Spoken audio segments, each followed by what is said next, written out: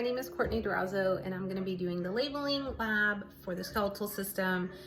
Okay, let me show you my 360 view. Okay, let me see if I can do it this way. Okay, here are my, let me just do it this way. My list of terms.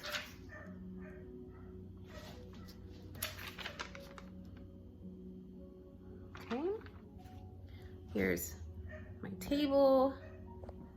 This is what I'm going to use to prop my phone up. Okay, here's my table.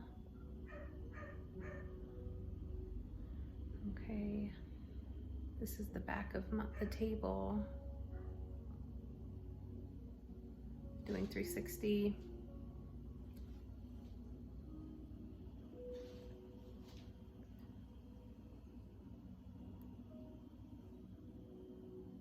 Ooh, getting dizzy now. Okay, hopefully that is good. All right.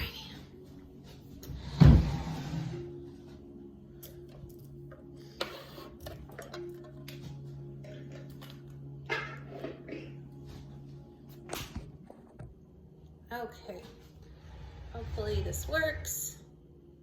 I took this off so that I can easily show the femur and the tibia, fibula, and the feet. Okay, so let's go ahead and get started.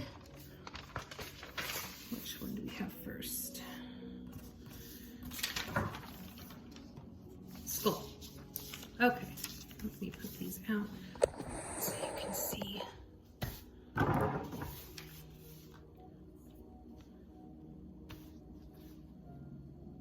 Okay. Alrighty, so this is hard. I can't take the skull off, so okay. Ooh. Let's try to do it this way, I reckon. Okay. So first is frontal. Okay, then we have the parietal. I have the hardest time saying that. Okay, and then the temporal, occipital, occipital. Okay, coming around. We have the coronial suture, the sagittal suture, squamous suture. Let's see, can you get a better view? And the lambdoid suture. Okay. Here we have the zygomatic bone, also known as cheekbone. We have the maxilla bone, which is also, I guess you could say, mustache bone. Easy way to remember.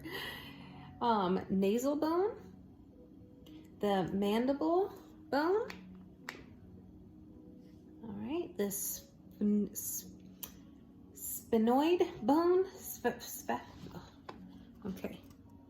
Another way to remember is it's the butterfly bone. Okay, right here. Put him on. All right, we have the supraorbital foramen, okay, which, foramen, sorry, which I've notated here per your video. The infraorbital foramen, which is bottom, okay, black holes. The lacrima bone, okay, and then we have the nasolacrima canal, okay, which is the hole in the lacrima bone. The ethmoid bone is behind the lacrima bone.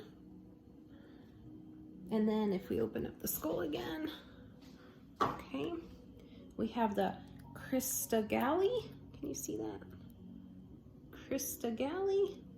And then surrounding the cristagalli is the cribriform plate. Okay. Put that back on. Then we have the superior orbital fissure and the inferior orbital fissure. And those are the, all right, they're hard to show in the video, but these holes, the top hole, okay, is the superior and the bottom hole is the inferior. And then we have the optic canal, which can be seen this way, or also if you open this up, it's the lesser, part of the lesser wing of the sphenoid bone. And then we have the the perpendicular plate of the ethmoid bone, which is the top part of the nasal bone, and the vomer bone, which is the bottom part of the nasal bone. Oh goodness. Okay. All right, so that part is done. That is my 25. The 25 that I picked out from the skull. Okay, and we have the pelvic, femur, and the tibia and fibula. Okay, so for the pelvic, all right, we have the ilium, and then we have the sacroiliac joint, we have the iliac crest, and the pubis, the ischium, obturator foramen right here, and then we, and then down here is the ischial tuberosity, and then we have the soccus right here is the acetabulum. Okay, so that completes the pelvic girdle, and now we're going to move on to the femur. Okay, so we have the head, the neck, the greater trochanter, the lesser trochanter, the shaft, the medial condyle, and the lateral condyle. Then moving on to the patella right here, and then the tibia and fibula, and then we have the tibia and fibula. We have the medial malleolus and the medial malleolus and the lateral malleolus, okay? And then the anterior crest right here. Okay, let's do the feet, since I have this already. So here's the list of names for the feet. Okay, so, ooh, don't fall.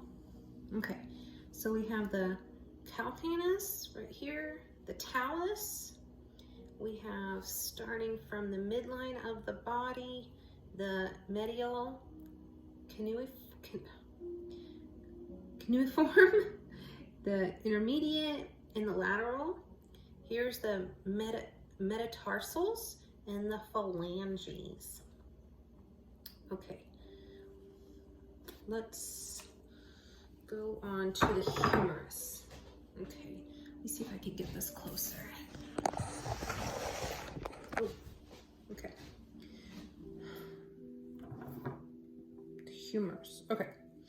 So this is the humerus. We have the head, and then the greater tubercle, the lesser tubercle, the medial epicondyle and lateral epicondyle. Again, medial is closer to the midline of the body, lateral is further out. And then we have the trochlea, okay, which is right here. And then if we turn him around posterior, we have the olecranon fossa. Okay, now we do the radius and ulnar. Okay, so we have the olecranon, okay, this little area. We have the head of the radius, and the style process of radius, which is the pointy part down here. We have the ulna, and then the style process of ulna, which is again down here. Okay, and then we are doing the wrist and the hands. Okay, so this area is the carpals, and then we have, okay, starting from the thumb, the scaphoid, luna triquetrum, and the pisiform. Again, going from thumb to pinky, it's the top bones right here. Okay, and then we have so that's the first row of carpal bones, and then the second row, again, starting from medial outward, we have the tripracium, the capitate, and the trapezoid, and then the hamate. Lord Jesus, I hope I pronounced those correctly. And then again, these right here, we are the metacarpals, and then down here is the phalanges. And you did give a very funny analogy on how to remember those bones. I'm not gonna repeat it because it's dirty, but I thought that was funny. Okay, I think I did everything. Skull, the pelvic. Did we do the femur? Yes, we did do the femur. And then the tibia, humerus, radius and ulna, the ankle and foot, the wrist and hands. Okay, I think that is complete. Thank you so much, and until next time.